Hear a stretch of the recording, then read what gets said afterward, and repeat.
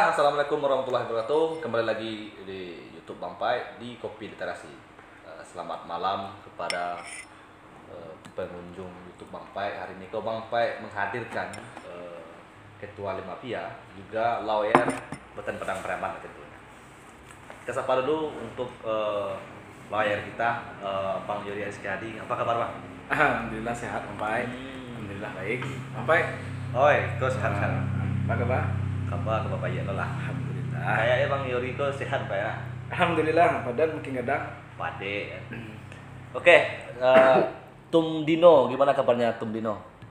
Alhamdulillah seperti biasa Bampai. Masih sehat ya? Masih sehat walafiat.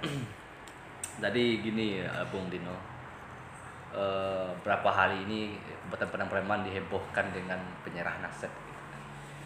Nah kemarin juga itu turun gerakan masyarakat peduli pedang preman ya. Nah itu tergabung beberapa komunitas. Nah dia melihat ini pandangan terhadap aksi yang dilakukan oleh GMPP ini gimana? Baik, Bampai. Saya selaku Ketua Umum Lingkaran Mahasiswa Piaman memberikan izin atau dalam diskusi kawan-kawan Limapia untuk hadir sama GMPP aksi ke kantor DPRD Kabupaten Padang Pariaman berdasarkan yang pertama itu ketika ada penyerahan aset yang di media sosial.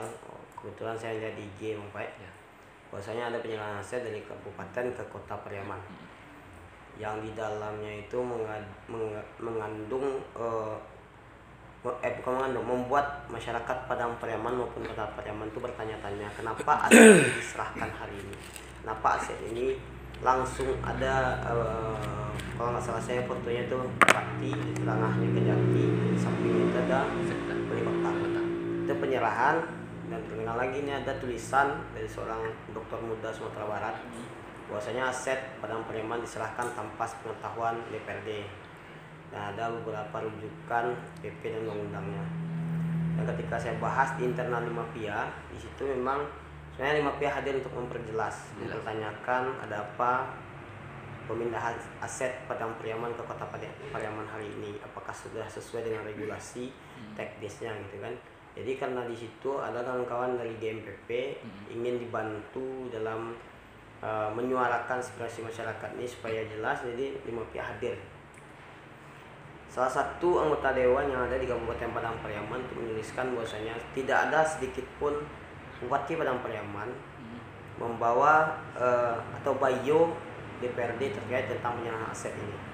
Cuman yang jadi pertanyaan itu kan setelah itu ada rapat paripurnanya DPR, dan di situ saya menemukan dari beberapa kawan-kawan media hasilnya ada 3 partai fraksi Kabupaten Padang Pariaman itu boleh disebutkan partainya apa ya, PAN, PDI sama Hanura itu sepakat bahwasanya ini bisa gitu ya Bang, kalau nggak salah saya dalam beritanya itu diserahkan, dan ada satu yang menolak itu Golkar.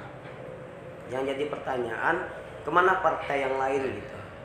Ini bukan 4 partai Padang Pariaman, cuman 40 fraksi kalau nggak salah, dan yang menyatakan sikap iya atau tidak itu hanya ada 4 partai gitu. Yang lain kenapa gitu? Ini yang jadi pertanyaan bagi masyarakat, apakah tidak ada kualitasnya atau memang dia udah kong kali kong di belakang gitu. Itu makanya Jadi yang menjadi sebuah pertanyaan ini terhadap DPR-nya, apa kebijakan bupatinya nih? Dilihat gitu. Kebijakan bupati menyerahkan aset menurut saya kan sah-sah saja tuh. Kalau regulasinya udah benar gitu.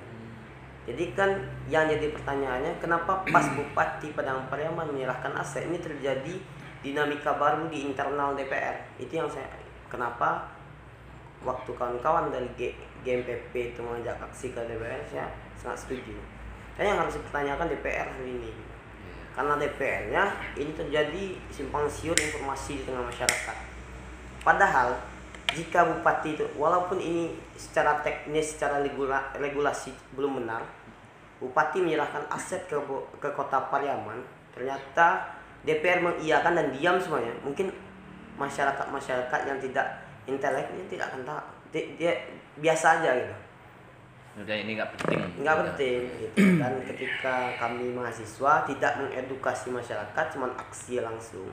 Menurut saya kalau di daerah Padang Pariaman itu akan menjadikan suatu tanda tanya besar bagi masyarakat. Ini jangan nanti ujung-ujungnya pasti mahasiswa dianggap punya kepentingan. Tapi karena DPR ini ribut, yang saya dengar ribut, dan ini kan suatu hal yang di internal DPR aja ribut, gimana masyarakatnya gitu. Berarti kan nampak wajahnya Padang Pariaman hari ini lagi tidak baik-baik saja. Kota Pariaman saya lihat masih diam. Oke Bung, ini ada yang lebih menarik nih Bung. Lima Pia saya rasa saya pantau itu udah berapa kali loh melakukan aksi terkait masalah-masalah yang ada di Padang Pariaman. Nah hari ini timbul lagi masalah baru loh gitu. Apakah dengan aksi kemarin itu pendapat Ketum Lima Pia yang ikut serta juga ya kemarin ya, Lambang Suara ini. Apakah ini juga dibiarkan juga nanti? Nah apa nih selanjutnya harus dilakukan Tum lah Bung Dino sebagai Ketum Lima Pia benar ini? Kalau langkah selanjutnya pasti akan dipertanyakan terus kan. Memang kan kondisinya hari ini di Padang Pariaman karena tidak baik-baik saja dan DPR-nya memang tidak baik saja. Saya melihat DPR-nya tidak baik. Kenapa tidak baik? Saya haknya DPR diperkosa oleh bupati. Itu yang saya lihat. Karena dengan lantang seorang ketua DPR menyebutkan bahwasanya saya juga tidak tahu dan saya hanya tahu di media sosial. Berarti ketua DPR selevel sama ketua Lima Pia kan, sama-sama dapat informasi dari media gitu.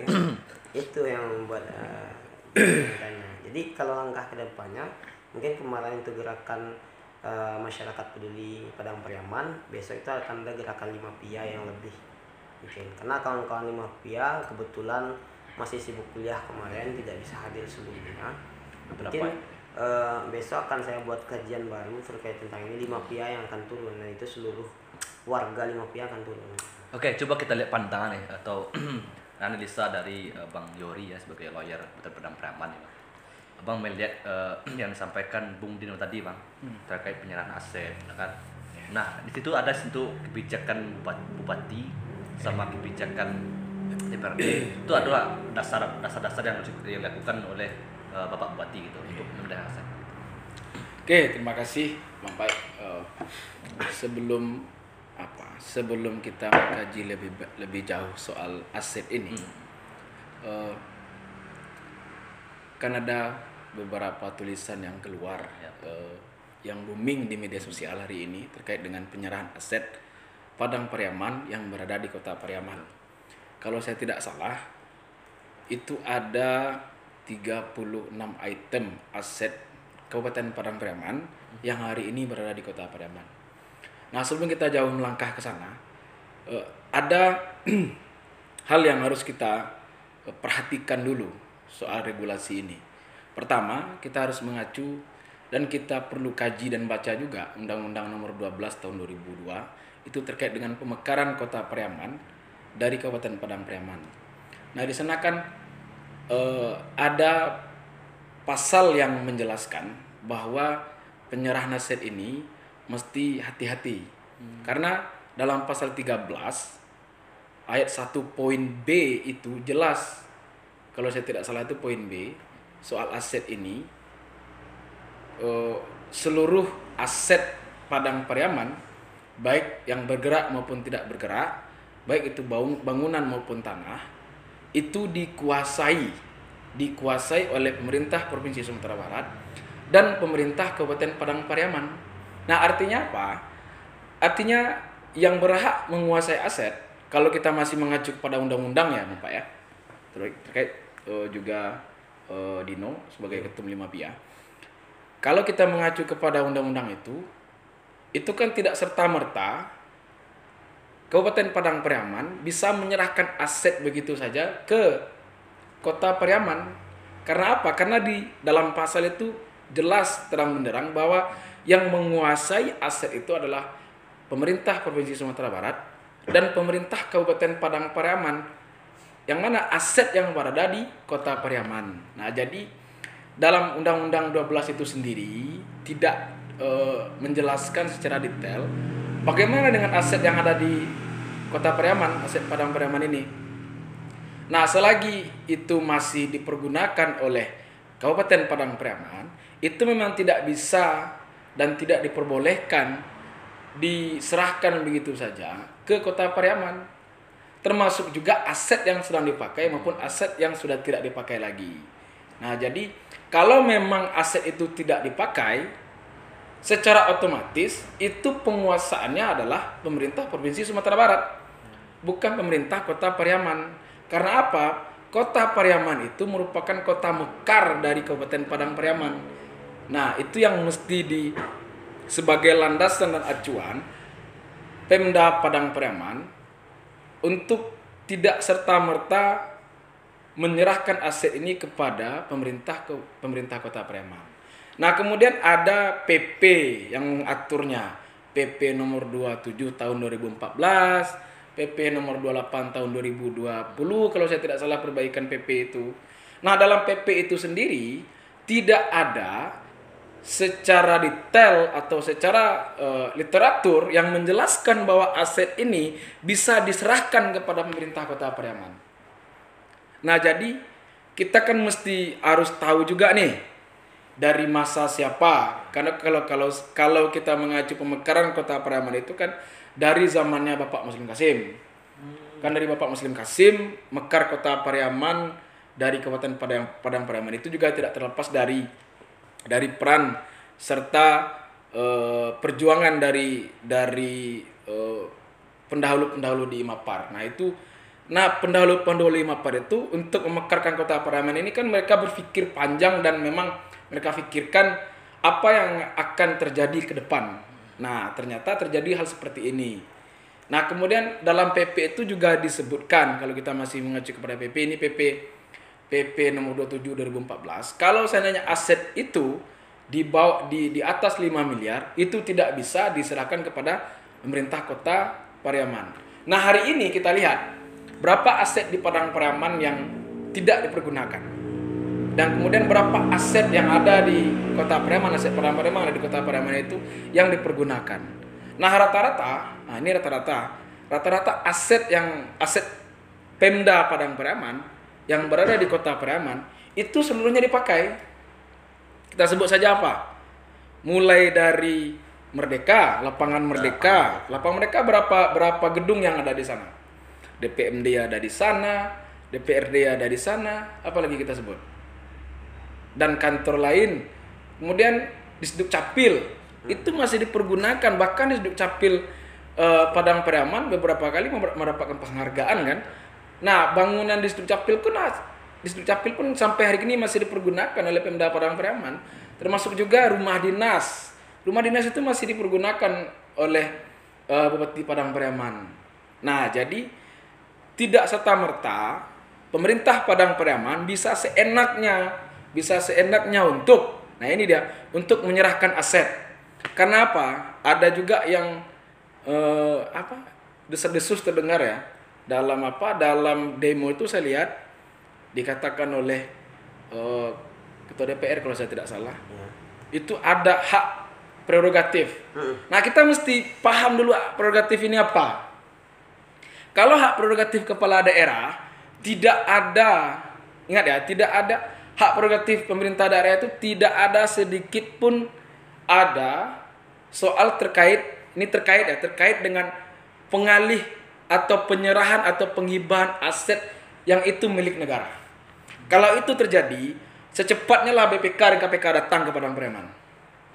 Artinya apa? Ada penyelewengan di sini. Ada penyelewengan yang itu tidak kita ketahui, mungkin hanya beberapa orang yang diketahui.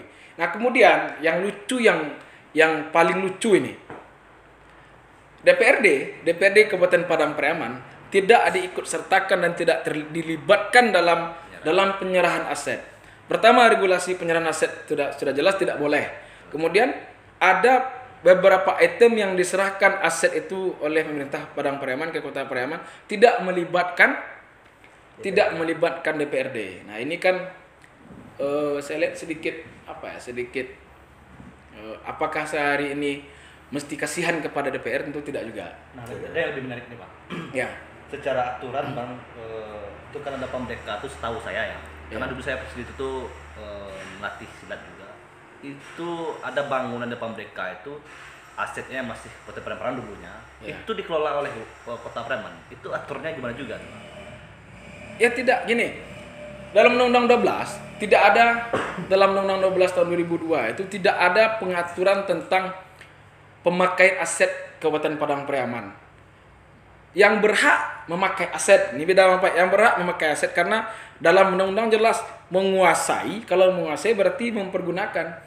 Yang boleh menguasai itu hanya pemerintah Provinsi Sumatera Barat dan pemerintah Kabupaten Padang Pariaman. Kalau dipergunakan atau dikuasai oleh pemerintah Kota Pariaman yang sebagai kota baru mekar dari Padang Pariaman. Nah, ini di sini perlu kita telusuri lebih dalam. Apakah ini ada semacam permainan, itu kita juga tidak tahu. Yang jelas, satu yang ingin saya sampaikan, saya mendukung aksi yang dilakukan oleh kawan-kawan adik-adik mahasiswa yang tergabung dalam GMPP ya. Kemudian ada beberapa masyarakat yang ikut aksi mempertanyakan penyerahan aset ini. Nah, cuman kita mesti paham dulu. Harus kita ketahui dulu aset mana yang telah diserahkan. Aset apa saja yang sudah diserahkan pemerintah Kabupaten Padang Pariaman kepada Kota Pariaman. Itu inventarisnya kita harus punya. Kalau tidak, nanti lucunya kita demo, kemudian kita tidak tahu aset apa saja yang sudah dipergunakan. Nah, ini perlu kita diskusikan lebih lanjut soal aset ini. Karena apakah aset-aset yang tidak terlihat yang dipakai, tentu kita tidak tahu juga. Apakah aset-aset yang hari ini terang beneran kita lihat saja? Karena sampai hari ini kan aset yang mahal saya lihat, aset-aset yang sering kita lihat di Kota Pariaman itu kan masih dipergunakan oleh Kabupaten Padang Pariaman. Nah, cuman tidak tertutup kemungkinan ke depan ini bagaimana? Apakah akan seperti ini terus? Apakah akan bergulir dengan isu seperti ini terus? Nah, makanya saya lebih cenderung kepada pemerintah Kabupaten Padang Pariaman. DPR itu kan penyambung lidah rakyat itu. Iya. Kalau seandainya mereka tidak dilibatkan, artinya azas trias politika yang ada hari ini di Indonesia itu diabaikan oleh eksekutif. Ingat, eksekutif penyelenggara negara. Sedangkan legislatif, di samping legislatif juga penyelenggara negara, dia pengawas negara. Kenapa saya katakan demikian? Eksekutif itu sifatnya kebijakan daerah, kemudian sifatnya melayani masyarakat soal administratif. Kita jangan lupa di sini. Tapi legislatif memiliki kekuatan apa? Kekuatan dari lidah masyarakat yang mesti harus disampaikan kepada pemerintah, baik itu pemerintah kabupaten kota manapun. Bang, atau mungkin kebijakan yang diambil Pak Bupati ini kan sudah pernah juga baca undang-undang yang saat itu kan boleh diubahkan. Nah, gini, kalau diibahkan itu mesti dikuasai dulu oleh Provinsi Sumatera Barat. Baru bisa. Karena gini, dalam pasal 13 itu poin utamanya itu yang menguasai itu bukan pemerintah Kabupaten Padang Pariaman, tapi pemerintah Provinsi Sumatera Barat. Kalau ingin diibahkan, ya Pemprov Sumatera Barat dulu yang mesti mengibahkan. Kalau memang ini tidak dipakai lagi, diserahkan dulu aset ini baik-baik, diserahkan dulu, diinventaris dulu oleh pemerintah Padang Pariaman, diserahkan kepada pemerintah Provinsi Sumatera Barat, kemudian pemerintah Provinsi Sumatera Barat lah nanti apakah diibahkan, apakah diserahkan, apakah dialihfungsikan. Pemerintah Provinsi Sumatera Barat yang mempunyai kewenangan dan kebijakan untuk itu. Atau gini, Bang, aset yang diserahkan itu tidak bernilai ekonomis kan juga bisa diserahkan.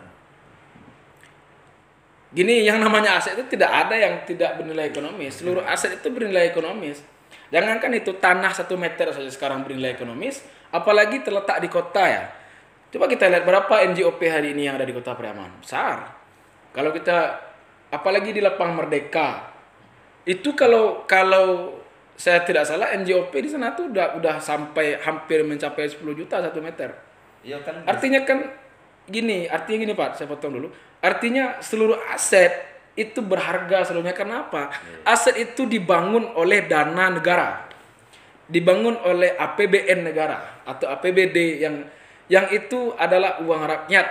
Tidak mesti, nah gini, tidak boleh serta-merta pimpinan daerah itu mengobrak-abrik aset daerah yang itu sudah lama dipergunakan, apalagi aset sudah lama, apalagi Kabupaten Padang Pariaman sudah tua lah Padang Pariaman ini.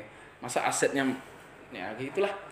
Oke, itu penilaian Bang sendiri nih. Ini Ya. terhadap penilaian Bang terhadap dinamika ini apa sih? Penilaian Bang lah dengan bupati dan kebijakannya nggak tahu gitu kan. Itu kan aneh di situ. Bang menilainya seperti apa nih? Kalau saya menilai sih dari pernyataan ketua DPR, artinya kan tidak ada komunikasi dua arah antara ketua DPR beserta anggota DPR dengan pemerintah daerah Padang Pariaman. Nah, mestinya ini ada entah miskomunikasi, entah memang tidak di pemerintah Padang Pariaman tidak ingin memberitahu DPR, kan kita tidak tahu juga. Tapi Atau DPR nggak mainannya. atau memang pengakuan DPR saja mereka tidak tahu. Iya. Supaya ya main aman supaya nanti ditanya masyarakat, ya masa sekelas ketua DPR nggak tahu soal aset, kan lucu. Itu tanyakan ini Lucu aneh. lah. Kalau kayak Lucu gitu, lah. kalau kayak itu konsep Ya. ya udah nggak usah aja kita memiliki DPR lagi kan. Cukup aja sebetulnya kalau kayak gitu. Iya, kalau pemikiran sampai seperti itu juga kan nggak bagus. Nggak, Tidak ini. menarik juga ya. Gini Bang, kalau memang ketua DPR nggak tahu, mungkin mafia bisa untuk menggantikan peran legislatif gitu. Ya mantap juga kalau memang ada keinginan dari mafia untuk menggantikan legislatif. Iya. Ya karena gini, setiap kebijakan pemerintah, setiap kebijakan kepala daerah itu mesti apalagi kebijakan publik ya, itu mesti dirapatkan atau diparipurnakan di DPR. Nah, Berarti kalau dia tidak tahu berarti belum paripurna lagi, belum rapat paripurna lagi gitu ya Bang ya. sedangkan aset itu sudah diserahkan. Iya. Artinya kan sudah ada paripurna. Kalau aset sudah diserahkan kepada pemerintah Kota Pariaman, artinya kan sudah paripurna. Nah, pertanyaannya paripurna dengan siapa? Paripurna dengan siapa eksekutif? Itu pertanyaannya. Kalau DPR tidak tahu, artinya pemerintah Padang Pariaman paripurna dengan Ke DPR kota sama DPR kota. entah DPR kota, DPR kota. tapi kan mitranya DPR Padang Pariaman. Kalau sendiri tidak paripurna dengan pemerintah Padang, dengan legislatif DPRD Padang Pariaman, lucu.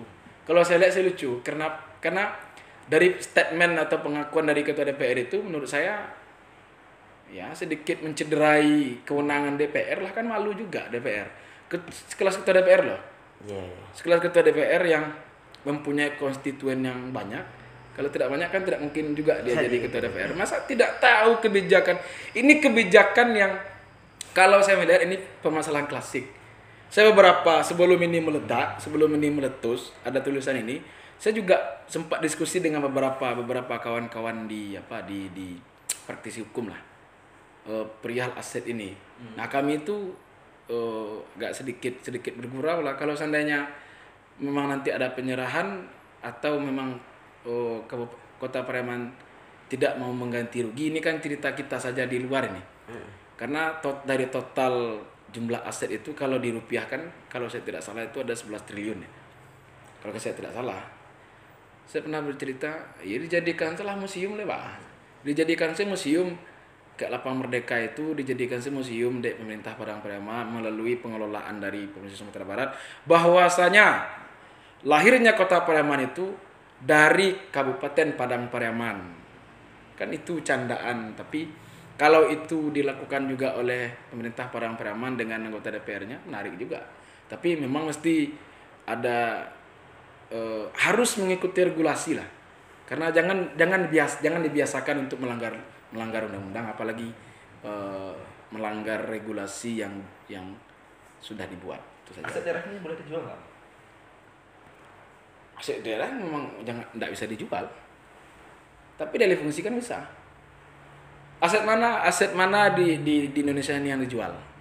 Kan tidak ada. Maksudnya dijual di pemerintah yang beda. Saya kan boten ya, dijual ke pemerintah. Nggak bisa. Enggak, kalau gitu biarlah saya yang beliin teh. Kalau gini, kalau di apa Bang Pak ya, kalau dibeli itu kan penggantian rugi uang negara, ganti rugi uang negara yang dipergunakan untuk pembangunan aset. Ya kalau pemerintah Kota Pariaman punya anggaran untuk mengganti rugi aset untuk dipakainya, ya tidak ada masalah. Tapi apakah Kota Pariaman sudah menganggarkan itu? Saya rasa belum ya.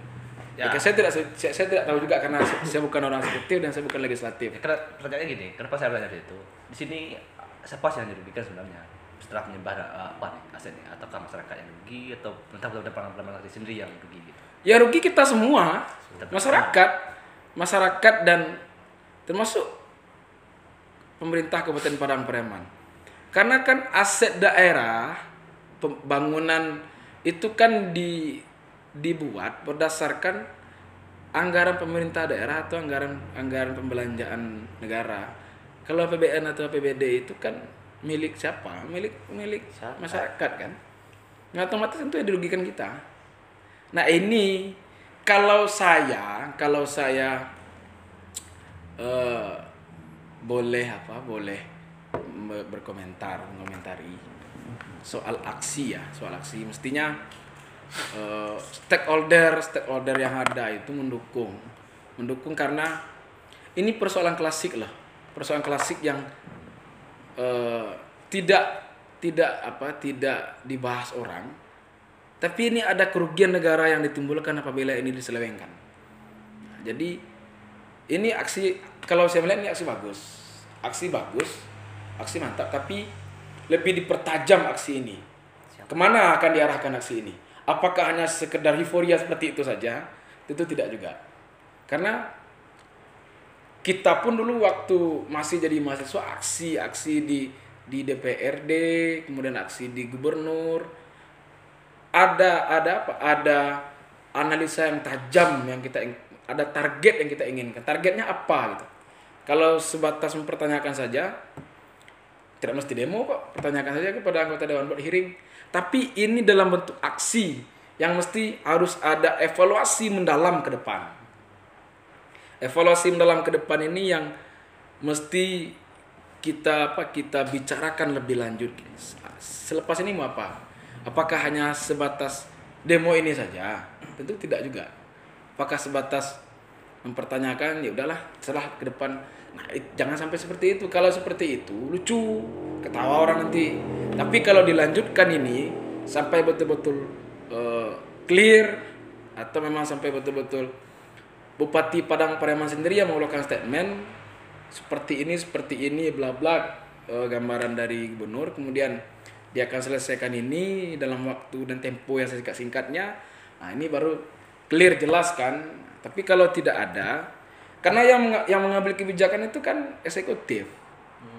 Hari ini ini bagus nih, hari ini kawan-kawan mahasiswa dan masyarakat itu membantu DPRD memberitahu bahwa aset Padang Pariaman itu sudah diserahkan loh ke pemerintah Kota Pariaman sebagian gitu, atau bagian kecil. Nah, ini DPRD semestinya harus terima kasih, apalagi ada berapa fraksi tadi itu yang diam hari ini kan, kayak fraksi Gerindra kan saya tidak dengar bagaimana suaranya, walaupun ketua DPR itu dari Gerindra. Kemudian dari fraksi Demokrat bagaimana? Kemudian dari fraksi PKS bagaimana? Kan ada tiga nih yang kursinya cukup banyak di DPR. Nah, harusnya DPR lebih lebih nyaring lagi lihat telinganya, lebih tajam lagi lah matanya soal ini aset gitu. Aset yang mesti kita rawat dan kita jaga. Betul, Kota Pariaman itu bagian dari Padang Pariaman, tapi itu sebelum tahun 2002. Setelah tahun 2002, Kota Pariaman itu tidak lagi menjadi bagian dari pemerintah ataupun daerah Padang Pariaman. Oke, Din. Nih, Bung Dino lagi nih. Tadi dia menanyakan kemana DPRD fraksi-fraksi lain gitu, kan? Itu yang bagus. Menurut Din ini nilai Din ya terhadap anggota dewan yang tidak ada melakukan atau menggunakan suaranya gitu kan. Itu Beredin terhadap DPRD itu seperti apa? Dengan saya terhadap DPRD yang diam hari ini, menurut saya kalau bahasa kampung saya itu lawak kane putih, Itu enggak ya? sabik mati lu lah, Oh. sabik idi ndak jalan lah gitu, panjang itu menurut saya. Jadi saya mengingatkan, saya cukup salut dengan beberapa fraksi DPR yang ada di Kabupaten Padang Pariaman menyatakan sikap walaupun itu akan merugikan rakyat ataupun tidak. Yang jelas DPR-nya ada. Yang saya pertanyakan itu kan di kantor yang waktu aksi itu, kenapa DPR diam? Ya. Bukan seluruhnya diam, ada. Kayak PAN, PDI, Hanura dia menyatakan sikap walaupun merugikan rakyat. Golkar menyatakan sikap walaupun dia pro rakyat kan gitu. Tapi yang saya pertanyakan kan seperti apa yang dijelaskan oleh Bang Yori tadi. Yang lain kemana gitu? Yang lain kemana? Dan apa dasarnya dia diam? Sedangkan contoh gini Bang Pai. Untuk diam saja kita tuh perlu dasar. Ya, betul. Dasar dia diam yang masih kita tanyakan, dan hari itu memang tidak ada kejelasan. Yang ada pernyataan dari seorang ketua DPR bahwasanya seharusnya hari ini saya sudah sampai di provinsi ke BPK katanya. Nah, tapi karena adik-adik mahasiswa hadir, jadi saya harus dulukan adik-adik mahasiswa. Kenapa baru hari ini gitu? Kenapa dulu-dulu itu dia tidak mengutamakan aspirasi rakyat? Ini kan bukan aksi sekali ini aja, banyak kejadian. Dalam tuntutan itu bukan hanya terkait aset. Itu kan banyak tuntutan yang lama kita lapis di situ, kayak tambak udang, terkait perbaikan jalan yang ada di Padang Pariaman. Kenapa dia hadir hari ini? Menurut saya karena dia ketakutan. Seharusnya dia kan udah jelas dia pemerintahan atau bupati atau eksekutif tidak melibatkan DPR. Seharusnya dia kadukan langsung ke BPK atau dia pertanyakan langsung, cari kejelasannya, baru dia menghadap ke masyarakat. Hari ini dia belum ada modal untuk berbicara kepada masyarakat hadir, ya datang. Berarti kan ada tanda saya lebih curiga ketika ketua DPR hadir hari itu daripada kalau ketua DPR tidak hadir. Itu berarti saya lihat ketua DPR kerja gitu.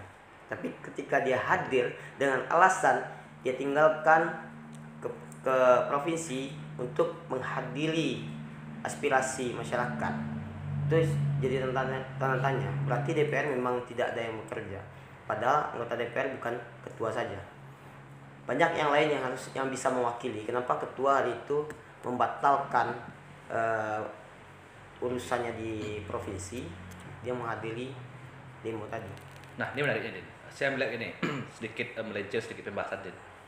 Waktu isu nasional itu seluruh BEM di Sumbar atau Indonesia itu bergerak untuk aksi. Nah ini kebetulan khusus untuk Kabupaten Padang Pariaman. Juga banyak mahasiswa, juga banyak kampus. Itu kenapa sih Penang dia sebagai ketua Muhammadiyah, mahasiswa juga kan tidak tertarik dengan isu-isu seperti ini? Kalau menurut saya gini Bang Pai, banyak aksi yang ditunggangi hari ini. Sebenarnya sini peranan sebagai seorang dosen. Bagi saya, setiap kampus yang melarang mahasiswanya untuk turun aksi, itu bukan kampus lagi. Tapi hari ini di kota dan kabupaten Padang Pariaman rata-rata setiap mahasiswa yang akan turun itu akan dikasih nilai E. Jadi peranan mahasiswa hari ini dibatasi, bukan karena dirinya sendiri, cuman memang universitasnya yang membatasi. Jadi menurut saya kalau ada dosen yang membatasi itu juga ke depannya, doa saya satu aja, bagaimanapun dia beramal kepada Tuhan, bagaimanapun dia bersahadat kepada Tuhan, bagaimana apapun itu percayanya, yang saya harapkan, doa saya sendiri, saya doakan seluruh dosen yang menjadi penghalang bagi mahasiswa itu masuk neraka. Itu doa saya. Karena jika ini kualitas pendidik yang ada di Indonesia, apalagi dosen, itu mencederai demokrasi di Indonesia, terkhusus Kabupaten dan Kota Pariaman yang hari ini baru mulai berkembang dan menangkap isu-isu sebagai penyampai aspirasi masyarakat. Banyak ibu bapak kita yang kerja di sawah yang tidak update terhadap informasi ini, ditangkap oleh mahasiswa, disampaikan kepada ibu dan ayahnya di rumah, kepada warga dan masyarakatnya, dan ketika itu memangnya tidak baik-baik saja maka disampaikan ke DPR. Kenapa mahasiswa hari ini tidak turun? Kenapa mahasiswa hari ini di Kota Pariaman maupun Kabupaten Padang Pariaman turun dengan melihat kejadian ini. Saya bertanya bukan masalah mahasiswanya, tapi di mana kampusnya gitu. Kualitas Kampus dipertanyakan juga ada benar. dipertanyakan.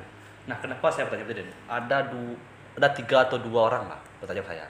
Yang pertama itu masalah Mbak Udang. Itu dia apa sih yang merugikan terhadap Mbak Udang gitu katanya. Dia membela terhadap Udang ini. Benar salah. Terus tentang aset. Siapa sih yang dirugikan dengan aset? Itu kan seorang mahasiswa loh tanya kepada saya. Kalau ada mahasiswa yang bertanya seperti itu, saya datang ya debat publik. Oke. Kalau ada yang bertanya mahasiswa seperti itu, saya tantang debat. Permasalahan tambak udang dia tidak tahu, berarti dia bukan orang Indonesia lagi. Bukan hanya sekedar Padang Pariaman, bukan hanya sekedar Kota Pariaman. Bukan orang Indonesia. Kalau orang Amerika datang ke Padang Pariaman menanyakan, kenapa harus demo tambak udang? Itu wajar. Tapi kalau putra daerah Padang Pariaman, mahasiswa, kaum intelektual bertanya masalah itu, saya bilang dia bodoh. Kita debat. Kumpulkan bukti-bukti, kumpulkan data-datanya terkait tentang tambak udang, terkait tentang penyerahan aset. Saya kumpulkan data-data saya, yuk kita debat. Nggak usah sama DPR, nggak usah sama bupati, yuk sama-sama mahasiswa. Berarti hari ini mahasiswa pun banyak yang dicederai. Itu berarti yang mencederai siapa? Kampusnya gitu. Itu menurut saya. Oke bang, itu terhadap mahasiswanya. Ini pandangan abang terhadap anggota dewan lagi nih. Anggota dewan yang memiliki hak untuk menyampaikan aspirasi masyarakat, dan hari ini terbukti loh, lebih dari separuh itu tidak menyuarakan terhadap masalah ini, terhadap DPRD.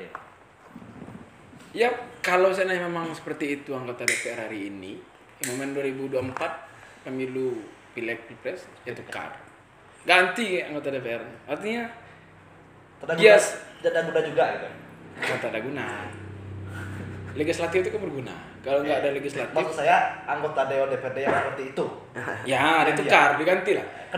Dia memang harus mesti diganti karena masa persoalan aset daerah tidak tahu.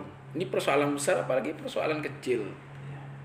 Bagaimana dia memikirkan nasib masyarakat atau konstituennya? Karena DPRD dipilih langsung loh oleh masyarakat. Berapa orang anggota DPR yang hari ini ada di Padang Pariaman? 40 kan? 40. Ke-40-nya itu dipilih langsung oleh masyarakat Kabupaten Padang Pariaman. Artinya ketika dipilih langsung dia harus memikirkan bagaimana masyarakat. Bagaimana dia akan memikirkan nasib masyarakat, kemiskinan, berapa yang putus sekolah, berapa yang masyarakat miskin. Jangankan dia memikirkan itu, untuk memikirkan aset ini saja yang nampak oleh matanya tidak tahu. Apalagi yang saya curiga juga ini hari ini. Apakah DPRD punya data berapa orang miskin? Apakah DPRD punya data berapa anak yatim? Apakah DPRD hari ini punya data berapa yang putus sekolah? Mungkin saya pikir tidak. Kalau saya punya data.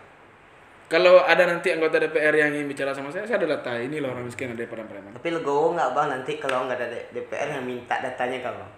Legowo maksudnya? Saya sebagai anggota DPR menyerahkan diri saya ke bank. Saya minta datanya ke bank di saya. Iya, kalau dia minta data berarti saya cuma bisa bilang manga. Sekarang aja angkut datang. Nak punya data itu saya. Sedangkan ambo saya anggota dewan punya data loh kita. Iya. Berapa puluh ribu orang masyarakat miskin yang ada di Padang Pariaman, mungkin enggak puluh ribu, udah ratusan ribu. Masa ratusan ada? Masa anggota dewan punya data?